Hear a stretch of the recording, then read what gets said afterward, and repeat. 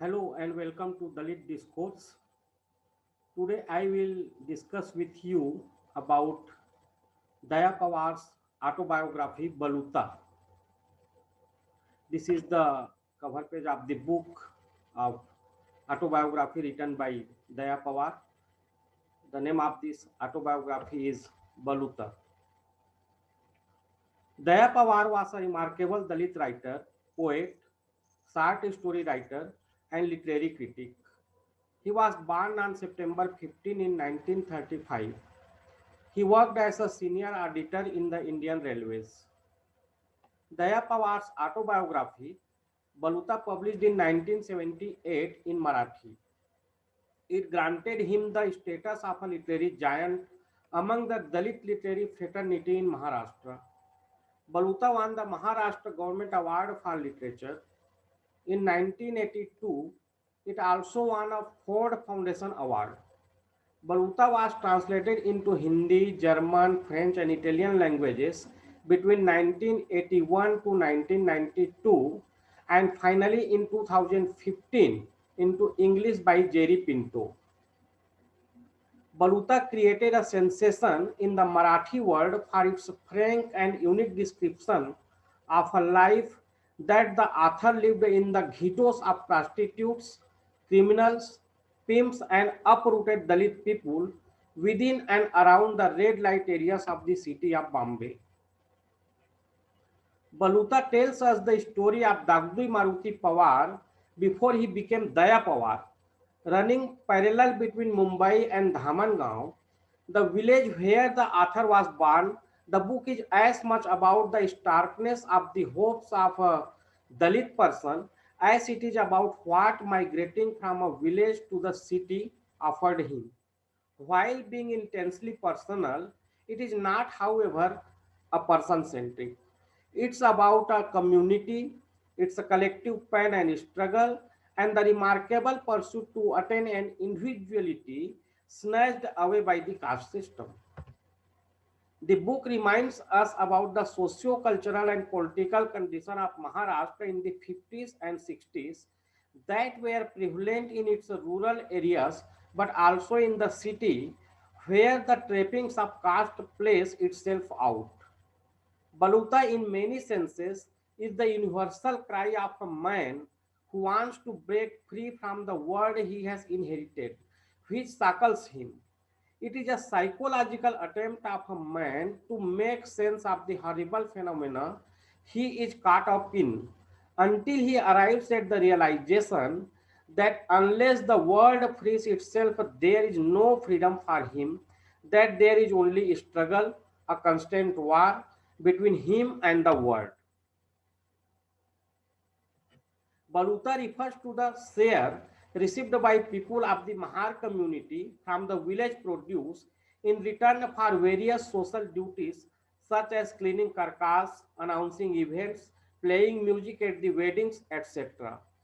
They were treated by upper caste villagers as bonded laborers.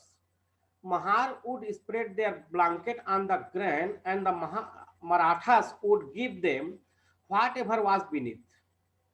This came with a stream of abuse. Not only the Marathas, the Adivasis would also give them water from a great distance to avoid physical contact. Even the barber refused to cut the hair of Mahars and Chamars and feel happy to save buffaloes.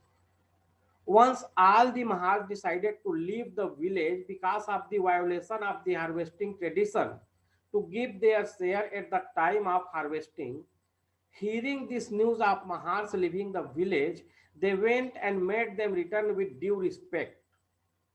It was done selfishly because they used to believe if there will be no Mahar, then any calamity might be visited upon them. If it is a social gathering or an academic environment, everywhere they have to face humiliation.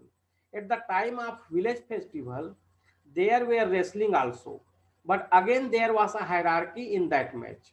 A Mahar wrestler couldn't challenge to upper class wrestler. If he does and found out, then beaten mercilessly.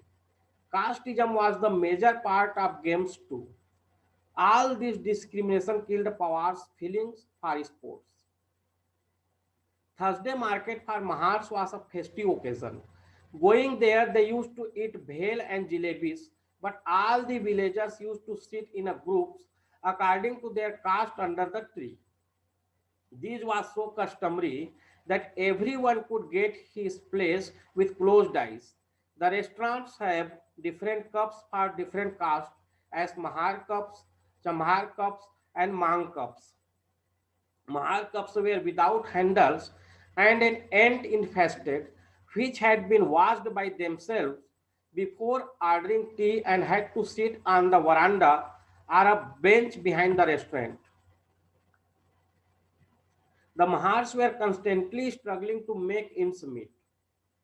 Dead animals' flesh and baluta was the only resource of their life. Baluta was like begging, but Mahars didn't get this as a sign of slavery, but take it as their right. Only women used to go for getting bhakri. If there is no woman in the family, then an old man carrying a stick with bells attacked would go for the same. Exploitation of women were very common in the patriarchal system. They were the most vulnerable objects in the male dominated society. Pawar's aunt, Jamuna, Jamuna is the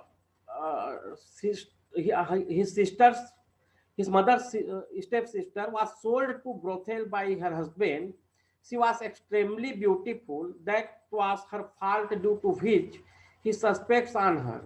In the last year of her life, she lost the control over her mind and begged till death. Pawar's mother was also blamed for being unfaithful towards her husband. His father was also a womanizer. His father had his own philosophy of life, and he often used to say, I quote, naked I came, naked I shall return. Pawar also accepted at the end of his autobiography that he is responsible for his wife's present condition. He was suspicious about her character, so he left her to her father's house forever. Thus, she has to marry a man of her father's age to live a life. Higher caste people also treated Dalit women as commodity or their property. They were abused and misused. It is seen very clearly when a Brahmin high school teacher asked Hansa is a Mahar girl, Hansa's hand for his only son. It was caused an explosion in the village. Then the truth revealed that his son has tuberculosis. That is why no one is eager to give his daughter, so he asked for a Mahar daughter. After a child was born, Deshpande died and Hansa returned to Maharwada. Thinking that the cities were free from all such contaminations of casteism, Pawar decided to go to Bombay to get an education. There he has to suffer a lot due to the attachment for his mother and sister. When his mother was working in his hostel kitchen, other students blamed her for theft and he didn't dare to meet his mother. One day he had seen that his 9 or 10-year-old sister was dancing and his hostel mate boys were singing and delighting watching her dancing. Again, it made him explode. Maratha boys troubled his mother a lot. They used to mix salt in the food and accused of robbery many times. Nothing could be done, only they can curse themselves. Thus, we can say that Baluta, in many senses, is the universal cry of a man who wants to break free from the world he has inherited, which shackles him. It is a psychological attempt of a man to make sense of the horrible phenomena he is caught up in until he arrives at the realization that unless the world frees itself, there is no freedom for him, that there is only struggle, a constant war between him and the world. He always feels the split between his village life and his city life. In fact, he writes that even though he is excited in this world, he used books as a means to escape from it. He presents how education was a different world, one that didn't talk about his worth, It was a word of equal rights, which was not the case in his classroom or in his village. He writes in his book why he thinks this book had to be written. Pawar writes, I quote, I have tried my best to forget my past, but the past is stubborn. It will not be erased so easily. Many Dalits may see what I am doing here as someone picking through a pile of garbage, a scavenger's account of his life. But he who doesn't know his past cannot direct his future. So, this was the summary of the autobiography Baluta written by Daya Pawar. Thanks.